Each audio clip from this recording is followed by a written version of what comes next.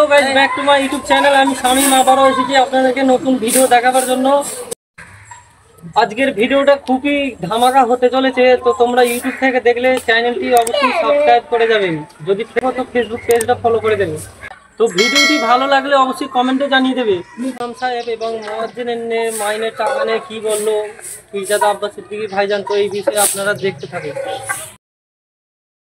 ইমাম সাহেব ভাইরা, উলামা ভাইরা, যদি আমায় বিশ্বাস করেন আমার সাথ দেন। শুনছেন? আমার সাথ দেন।